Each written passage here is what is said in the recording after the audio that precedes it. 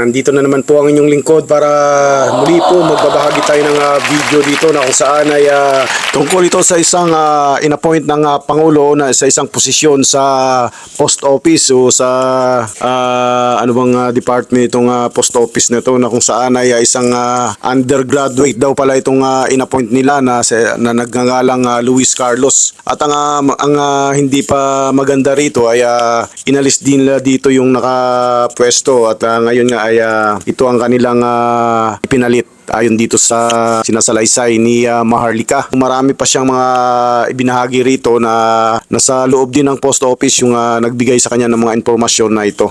Yon, sundan natin at panoorin natin itong video na ating ibabahagi dito sa ating channel na ito.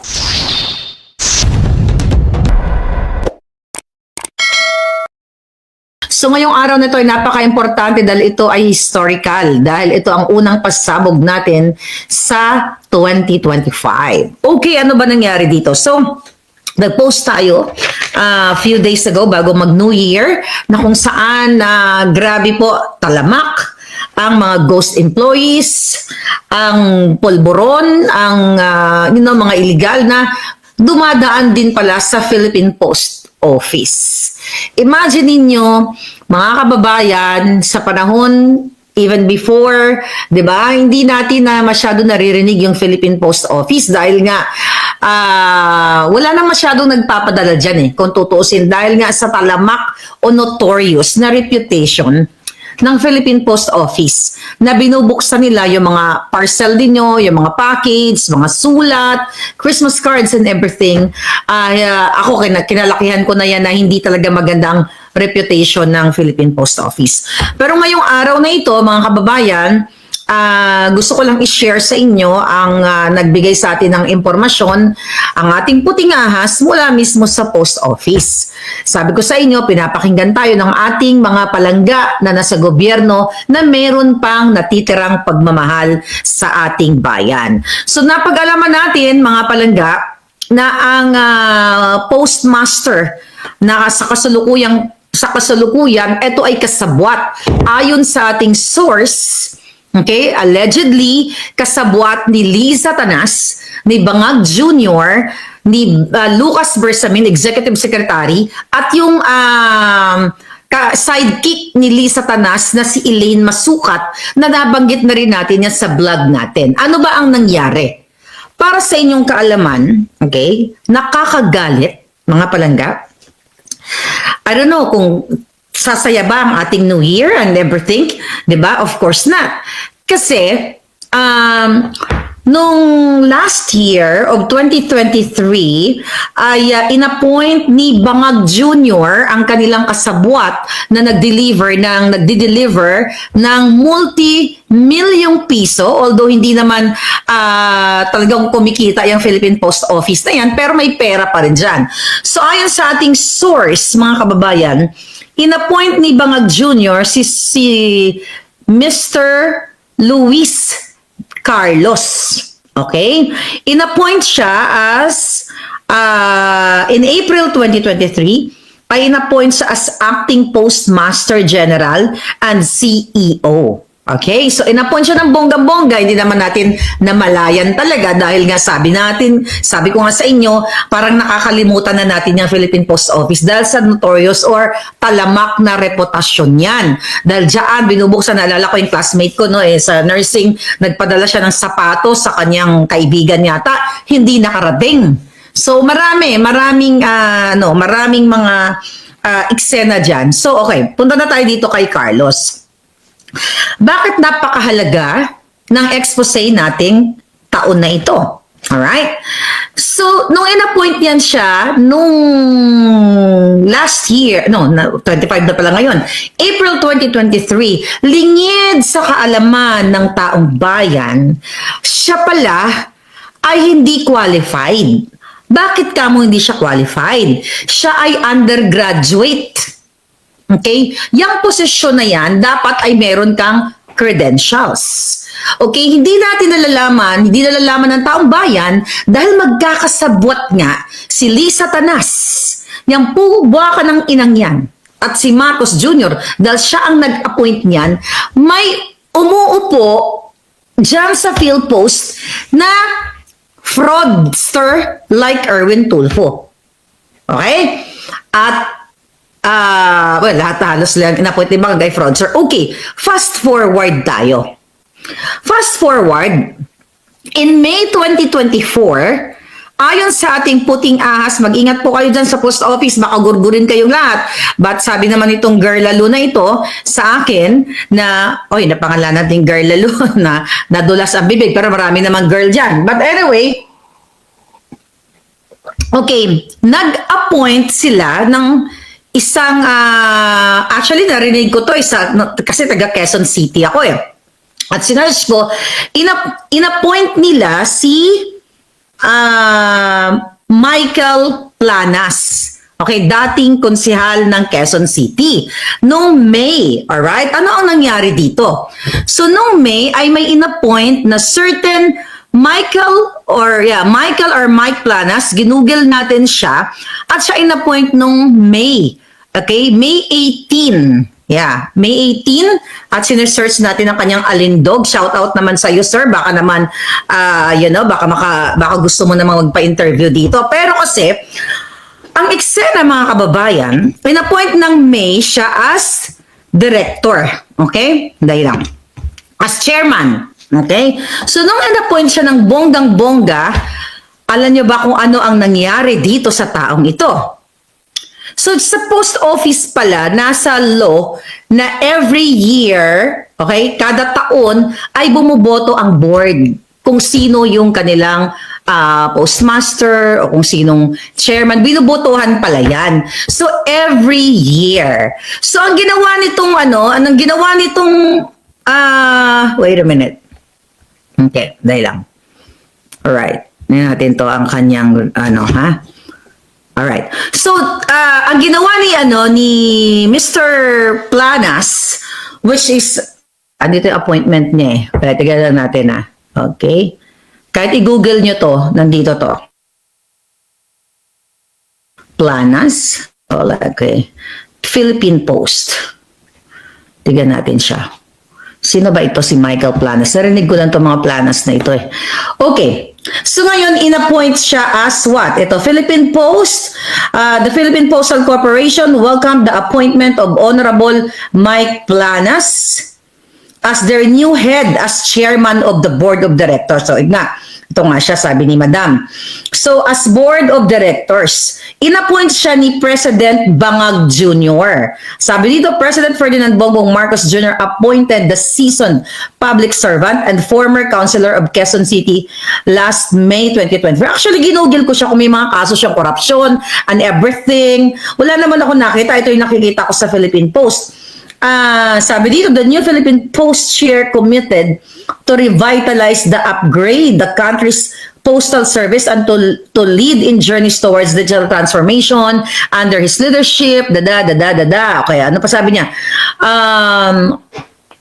Anyway, usually naman, whether matino ka, whether kawatan ka, di ba? Ang mga press release talaga at yung mga kamada ng mga wordings, magaganda talaga yan.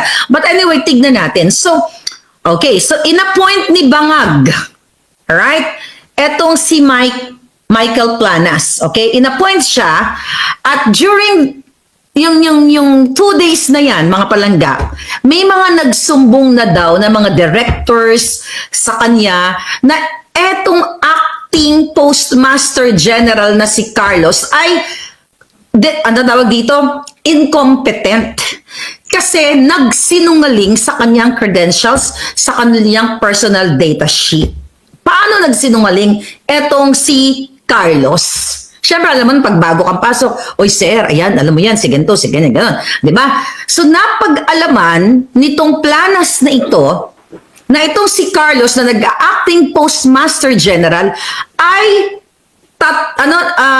undergraduate based daw doon sa sinabi ni Palangga, ni Madam sa atin na ito mga eksena dito. So ngayon, mga kababayan, ang inilagay nitong Carlos na ito sa kanyang personal data sheet ay graduate siya.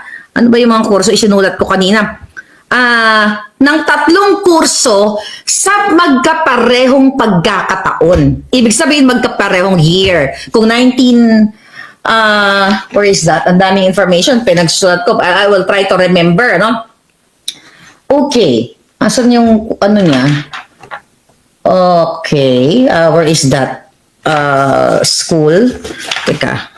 Madali lang. Hanapin lang natin yung eskwelahan niya. Okay. So, nagtapos daw siya ng yung kurso nun. Sinulat natin yan. Ay, ito. Sinulat natin. Alright. Okay. Sabi ni Palangga, ni Madam natin, ang entry nitong si Carlos, mga Palangga, Luis Carlos, at hindi ba kamag-anak to ni Clarita Carlos? Manggigigil talaga kayo. Alam daw ito ni Lisa Tanas. Alam din ni Marcos Jr. Alam din ni Bersamin dahil tao nila ito. Alam din ni Masukat na undergraduate at pinagluloko kayo. My God, mga Kapalangga. Nagtapos daw siya sa PSBA ng accounting technology. Alright? PSBA. Okay. Anong year to? Walang year. Nakalimutan ko isulat. But anyway, back in the 80s to. 80s, 87 yata kung tama ang pagka-remember ko. Okay. Nakalagay sa kanyang personal data sheet, nag-graduate siya ng accounting technology sa PSBA and also nagtapos din daw siya as sa business management sa PSBA sa parehong taon. Henyo, di ba?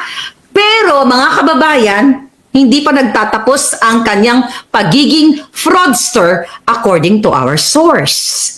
Nilagay din niya sa kanyang personal data sheet na nagtapos din siya sa UST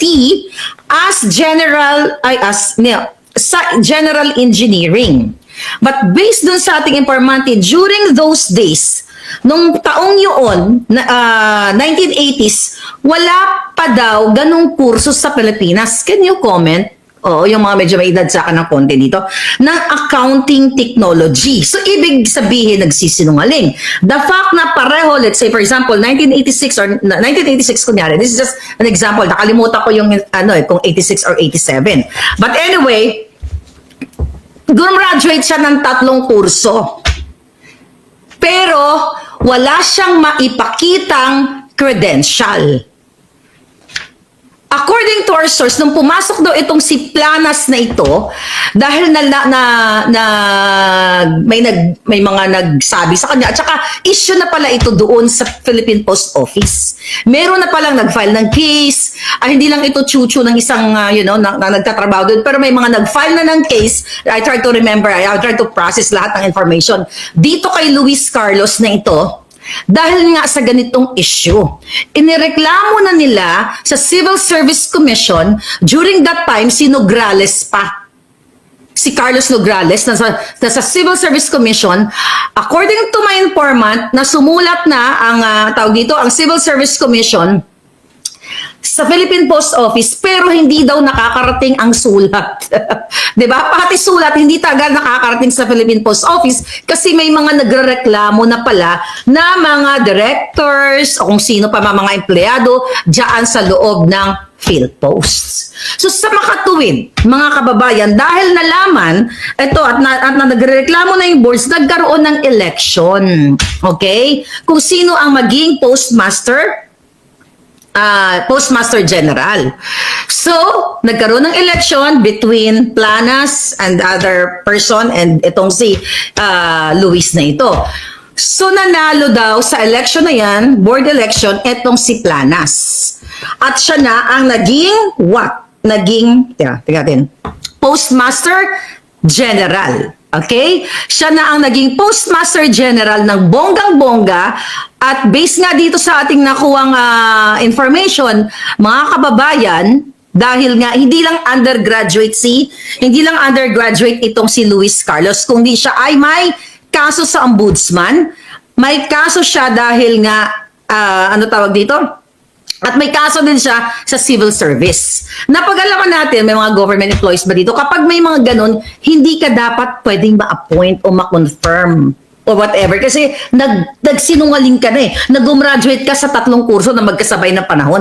Pero dahil, mga kababayan, dahil ito ay tao ni Satanas, ni Bangag, ni Bersamin, lalo na si Bersamin, at itong si Masukat na ito, ano nangyari? After that election, na binoto ito si Planas para maging Postmaster General ng board. 2 days after, pinatawag siya sa Malacanang. Bakit siya pinatawag? Okay? Pinatawag siya para tanggalin sa utos ni Bangag at ni Lisa Tanas, ni Bersamin, kasi bata daw talaga ni Bersamin itong ano na to eh. Itong, what do you call it? Itong Carlos na ito. So imagine mo, ay, hindi naman natin to kilala to si Planas, you know? I don't know this person actually. And you know, nagbasa-basa tayo, tinignan ko may kaso ba itong tao ito, baka mamaya itong mga nagsumbong sa atin ng mga girl lalo eh, nagpapabango, you know, nagpapabango lang o may gustong sirain and everything. We don't do that here. So, tinatanggal daw siya bilang isang well, appointed siya, di ba? Pero pinatanggal siya dahil nga nagpa-election daw yung board, okay? At tinanggal si Carlos. Ang sabi daw, bata yan ni Lisa Tanas. Hindi yan basta-basta, hindi dapat na tinatanggal at bata ni Carlos kasi ay ni Bersamin kasi nagdi-deliver ng anda. Nakita ninyo? So, based on sa informante natin, parang, you know, na-delay. I think I just don't know. Siyempre, siguro hindi maibigay ng informante natin kung ano talaga mga eksena doon sa pag-uusap. Pero one thing daw na sinasabi ni Lisa na tanggalin yang si Planas kasi sa gabal sa negosyo, sa gabal sa mga illegal nilang ginagawa sa Philippine Post. So nagkaroon daw ng talagang parang matinding eksena sa loob ng Philippine Post Office from May, June, July, and August. Okay? May mga nag-vouch daw kay Planas na maganda naman yung kanyang layunin, babaguhin niya yung sistema ng Philippine Post Office para makapag-generate ng income na ganito, na ganyan. Let's say, talagang aayusin yung sistema ng bulok na Philippine Post Office. So, ayon kay Madam, sabi niya sa akin, kapag gumagawa ka pala ng tama, kapag diretsyo ka para sa bayan, gusto mong baguhin yung mga bulok na sistema, tatanggalin ka. Kasi ang gusto ni Lisa at gusto ni Bangag, mag-deliver ka ng pera. Mag-deliver ka ng pera galing sa nakaw sa bayan at galing sa illegal na pamamaraan. And now what? Ano ang nangyari? Ano yung nag-trigger? Bakit nagpursige si Bersamin, si Lisa Tanas, si Bangag, dahil siya ang appointing officer, di ba? Appointing authority, di ba? Ano ang ginawa? Nakarating, habang nagkakaroon pa ng mga eksena daw sa Philippine Post Office, kasi illegal ang pagtatanggal sa isang inappoint mo dyan sa Philippine Post Office by law. Natatanggalin mo ang isang tao na walang kadahilanan, walang reason. Pwede kang kasuhan, according to my source. So, ano nangyari? Bakit daw tatanggalin si Planas? Ni Lisa Tanas, na sila, at the first place, I don't know, sino ba nag-recommend sa kanya, whatever. Pero in-appoint nila yan eh. Siyempre, di natin alam yung mga in and out yan. Sino nagpumili kay Planas in the first place. Diba? Tapos, nung ginawa niya yung tama, tatanggalin siya. Si Marcos din na nag-appoint kay Planas. But later on, ang sabi ng ating source na hindi daw nakuha sa, parang hindi pumayag na mag-deliver. You know, remember that vlog na ang laging tanong ni Lisa, do you think he or she can deliver? So hindi makapag-deliver itong si Planas ng milyon na gusto ng Malacanang, kaya ang ending, naligwak siya ng Yun, inyo pong napanood ang napakahabang video. Yun nga. At kung nagustuhan mo ang video na ating ibinahaging ito, i-like nyo lang po at i-share nyo na rin. At kung nais nyo magbigay komento, opinion o reaction, i-comment lang sa comment section sa ibaba mismo ng video na ito. Hanggang sa muli po, maraming salamat pong muli sa patuloy nyong panunood. Mabuhay po kayo and God bless po sa ating lahat.